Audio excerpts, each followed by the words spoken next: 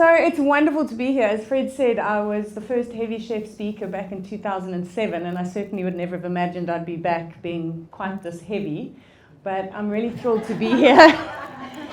And I'm thinking on the way here today about a quote that I saw a while ago, and I don't know who said it, but it was very powerful for entrepreneurs and for anyone with a dream and who's trying to do something in the world.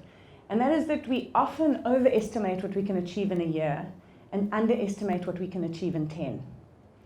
And if I think of Heavy Chef and where it came from in 2007 to now, that's about having an amazing idea and then having the passion and the perseverance and the persistence to build it into what it is today. So can we please give Fred and Heavy Chef and the team a huge round of applause. So I just want to see by a show of hands, who here tonight has got big dreams, big goals, big aspirations, things you're wanting to do. If you want to change the world, you can put 2 hands up. That's fine. Shona, I should see like 3 hands up. Awesome. And if you think about that dream or that goal, do you sometimes feel a bit overwhelmed by the obstacles that you might face and the challenges? Yeah? Yeah, okay. That means you're human, which is fabulous.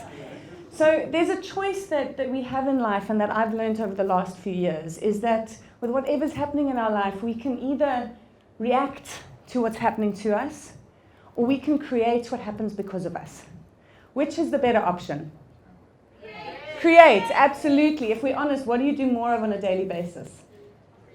React, okay. So, and that makes you human, because reacting is kind of, how we survive life. Oncoming car, jump out the way. That's a good reaction. You want to keep that reaction.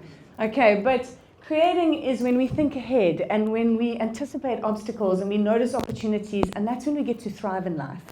And so my passion is about how do people move from reacting to creating and from surviving to thriving. And the reason I'm passionate about that is that back in 2005, I was reacting to life. I was barely surviving the music industry. I had big dreams. I wanted to tour the world. I wanted to top the charts. I wanted to be interviewed on Oprah. It was just a matter of time. But the only thing I was touring was Observatory Main Road. And, and then I discovered that if I wanted to record an album, it was going to cost 300,000 Rand. Which, the numbers Herman's been talking about, I've been having like a small heart attack at the back, but I think you'd agree as an individual, 300,000 Rand is a lot of money. It's a big obstacle. So this was the pothole between me and my dreams. And my reaction to that pothole on my road of success was to moan. I became one of those people who'd arrive at a party with their problem, and then they'd find someone and they'd spend the whole night telling them how hard their life is. Have you ever met someone like this? They're not sitting in your chair, I hope. Okay, because I was that person for 2 years. People started avoiding me at parties. And so I eventually realized, I have a choice. I can either give up and go, this is too hard, my dream's not working out for me, or I can get creative. So which is the better option? Get creative, absolutely. A few years ago, I was doing a tour for Standard Bank. I was speaking at all the schools in the Western Cape. And I was speaking to young students about, life and do you have dreams and there's going to be obstacles. And it was very rah-rah, so it was quite evangelical. So I'd say, if life gives you obstacles, you can give up or you can. Okay, look, they were 17. They had a lot more hope. Do you think we could work on that? Okay, so if life gives you obstacles between you and your dream, you can give up or you can? Yes. There you go. Beautiful. Okay, you're about 25, but after a few drinks, we'll get you back down to that hopeful 17-year-old self. So this went very well at every school I did it at, until I arrived at a school in Maitland, and it was a technical school, and the kids there came from the tough side of life. There's a lot of kids that come from the tough side of life in Cape Town. And there's a way that you can see, and it's from how they walk into the room, and I don't know if we know this walk. Do we know this walk? Yes. And I can see them looking at me. Who's this white girl? Come to speak to me about my dreams? So I was like, oh God, I'm going to have to stand up there. I look like a Constantia housewife, and I'm going to tell them life gives them obstacles. I thought, oh well, I'm going to do it. So I say, life, if life gives you obstacles, and they're like, do you think we haven't noticed? So I thought, oh my word. And I said, but you can give up or you can. And the one kid just looks at me and goes, sell drugs. So we're not here to talk about selling drugs to raise money for your startup. Okay, we're here to talk about crowdfunding. So I realized that, this is why we need to teach people to think differently at school and be more creative about the problems they face. But selling drugs was not going to be how I raised my 300,000 Rand. So I went to have a coffee with my sister one Saturday, and I just said to her, I can't moan about this anymore. And she said, thank God, because I don't want to listen anymore. And I said, I need to get creative. And she said, I've just read a book called The Six Thinking Hats by Edward de Bono. Has anyone here heard of Edward de Bono? Okay, some of us. If you haven't, have you heard of lateral thinking? Okay, so this is the man that coined the term lateral thinking back in the 70s. He's written amazing books on how we can think differently about the problems we encounter in life. And I don't have time to take you through the hats tonight, but in half an hour over a cup of coffee, my sister said, let's try this approach to problem solving. And look at your problem from 6 directions: the facts, the feelings, what's working, what's not working. Have you asked the right question? Have you thought about interesting ideas? And we said, right, let's try this. And the first thing that I realized was that I hadn't been asking the right question about my problem. If you want extraordinary results in your business and in your life, you have to ask extraordinary questions. And so I suddenly looked at this 300,000 Rand and I asked the question, how do I record and release my album without going into debt? That was my question back in 2005. And then we thought about it, and by the time we got to the creative thinking part, I suddenly went, well, why don't I use the fact that I have a website, that I had over 200 songs written, I had quite a big fan base, and what if I asked people to go onto my website and buy my album before I record it? What if I sell something that doesn't exist? But this was 2005. So this was pre-Facebook. This was pre-crowdfunding being a word. But because we were in that creative space, we were like saying, well, why not? Let's give it a try. And, how would it work? It's like, well, a lot like we've heard from Shona tonight, going, people are going to help me do this together. I'll call them future owners. They're buying something that's not here yet. Their names can go in the artwork. They can vote for my songs. And I'm going to call it the Lucky Packet Project because no one knows what they're going to get. So let's see where this takes us.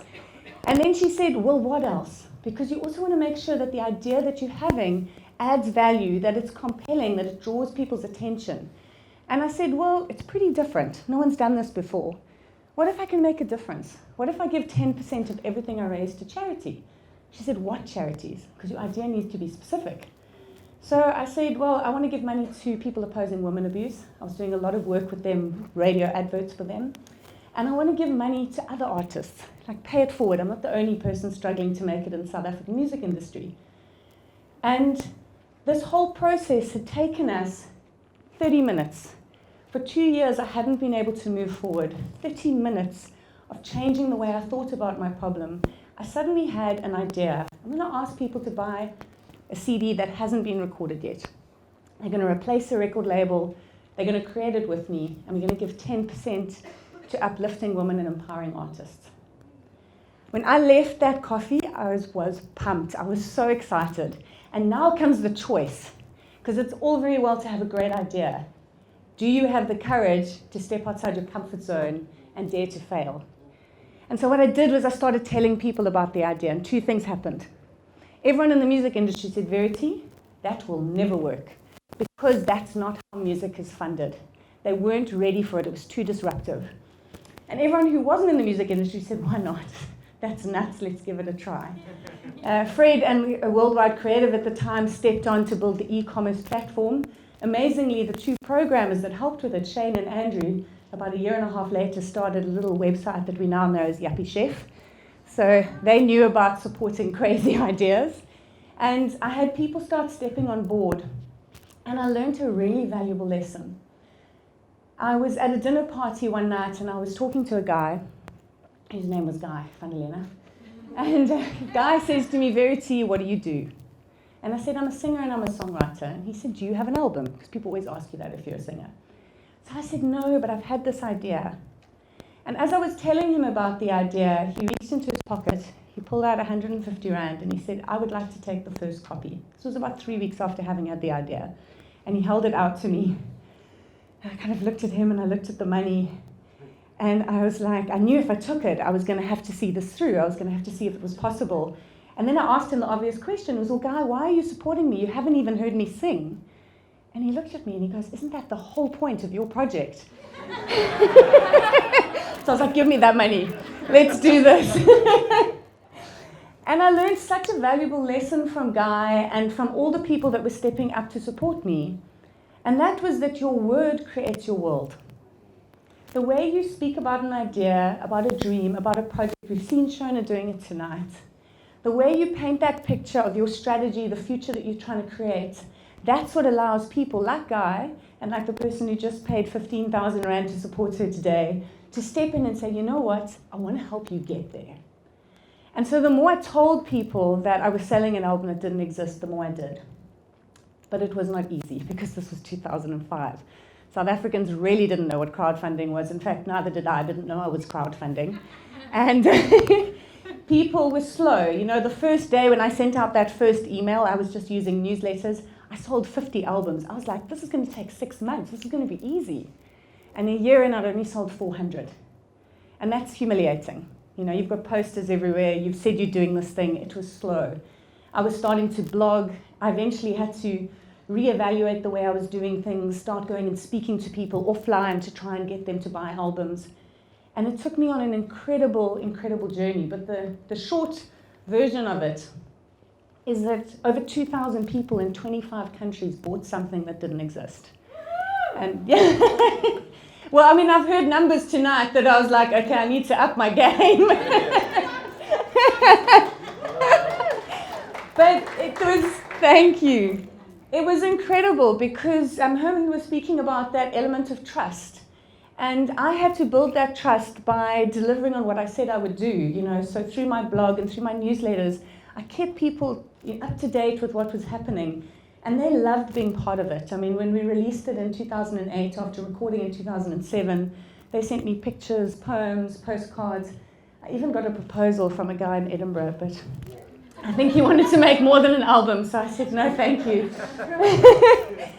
But through this process, and I really want to say this when it comes to crowdfunding, when you put that idea out there and when you ask people to support whatever it is that you're trying to create, you will encounter the most extraordinary generosity.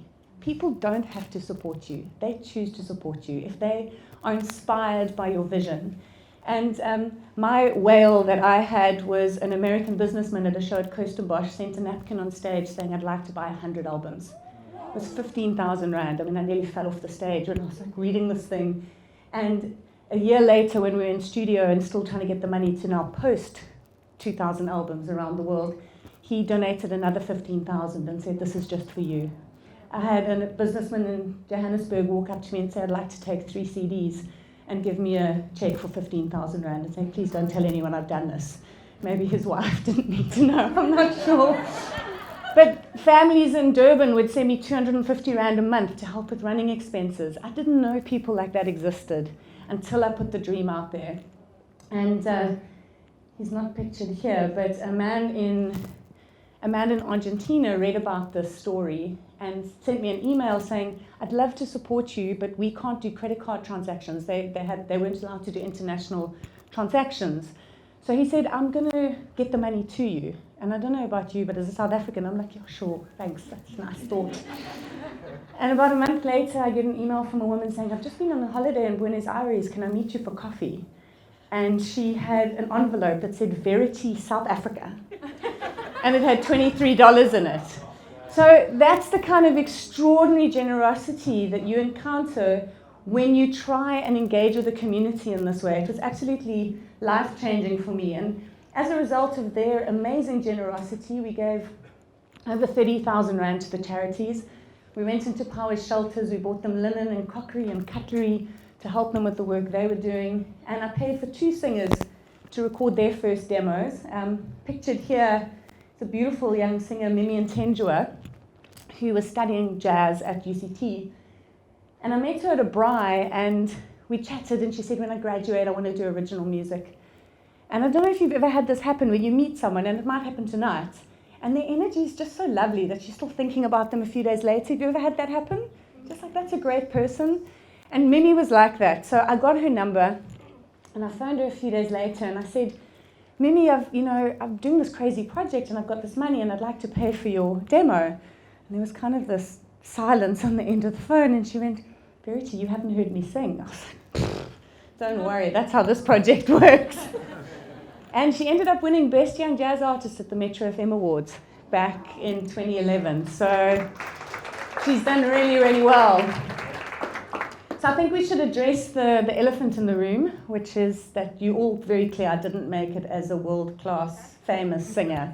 Have you all got that now? Okay, I think we must put it out there before it gets awkward. So the music didn't go necessarily where I was expecting it to go, because what came out of this was the most unbelievable media attention. I always say, if carte blanche come knocking, you know you're either doing something very right or very wrong. You might notice a slightly heavier version of Fred in that in that picture. Sorry, you know. With a fabulous shirt. Yeah, with a fabulous shirt. He was taking being a heavy chef very seriously at that point. But they loved it. They called me virtual Verity. There's that article I spoke about in Argentina. HSBC Bank in the UK put it at number 25 of their top 100 business ideas. They called it Involve to Solve. We now call it crowdfunding. And then probably one of the most unexpected outcomes was getting messages on Facebook saying, do you know you're in the new James Bond novel? And I was like, really? It's called Carte Blanche. It's based in Cape Town. So, of course, I rushed out. I bought it. I read it. And sure enough, in one of the scenes, Cape Town singer Verity is singing.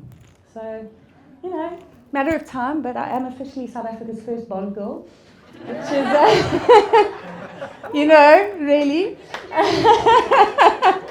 And I got hold of Jeffrey Deaver, the author, going, really? Like, no one's heard of me? He said, no, I came to a show in Cape Town once. I love your project. I was like, you obviously didn't see any other South African singers. But I got my mention, which was awesome. But what happened was, instead of the music taking off, people started asking me to speak. And they were like, come speak at our conference, come speak at our innovation summit. And I'd say, great, can I bring my band? And they'd say, no. Just want to hear about the thinking. And I was like, seriously, that was not the plan. And there was another lesson in that, is that when you start a big project or a big goal or a business, sometimes your ego has one idea of how it's going to turn out. And on other times, your soul has another journey for you to take. And sometimes we have to have the grace to go with what's actually flowing rather than rowing upstream going, well, I was meant to be a famous singer. And it all made sense to me when I was sent a picture of Edward de Bono holding a copy of my album. So this is the man who's written over 85 books. Over 1 million people have been trained in his work around the world, and he was holding proof that I'd acted on that idea. And my sister and I, Kay, we got to meet him on his last ever visit to South Africa in 2010, and he invited both of us to teach his work. So I always say to people, you never know what a coffee in Simonstown might do for your life. I recommend trying it. So it's been an extraordinary journey. For the last 10 years, I've been actually traveling the country, speaking on innovation, teaching people how to think differently about the problems they face, to ask new questions and disrupt the way they're doing things in their industry, whether that's using a crowdfunding platform or actually finding a brand new way to do something. That's the opportunity we always have. And that was 30 minutes of thinking differently, totally changed my life. I always say to people, like, imagine what you could do if you just sat down and said, right, if I'm going to do this, how can I do it a bit differently? So it's been an extraordinary journey. There's my money from Argentina. The dollar was a lot weaker in that time, 150 rand, $23. But it really was an extraordinary journey. And I think the big lesson for me is that even though this was 14 years ago, if you're wanting to use crowdfunding now, I think the principles remain. You need to have a compelling story. And Shona, I just want to give you a shout out being on day one of this journey, and your energy and your enthusiasm is going to be what draws people to you. And just keep that going, because it's not a guaranteed path, but I think you're going to rock it. Please give her a round of applause. Yeah. So that's my message. Whatever it is that you're trying to achieve, and if you want to use crowdfunding of building a community of people who can show you unbridled generosity. I mean, I wish I'd had more people coming in with 100,000 donations, but it depends on what, this was an individual project. It depends on what you're doing. But if people believe in where you're going, if they're excited by the story that you share, there's no telling what you can achieve. And what I can share with you is it might not turn out exactly the way you've expected, but you will be a different person at the end of your project. And that value, you can't put a price on that. So give yourself permission to think big. Give yourself permission to ask different questions about the obstacles between you and where you want to be in your life and in your business. And move from reacting to creating and from surviving to thriving. It really has been my pleasure. Thank you.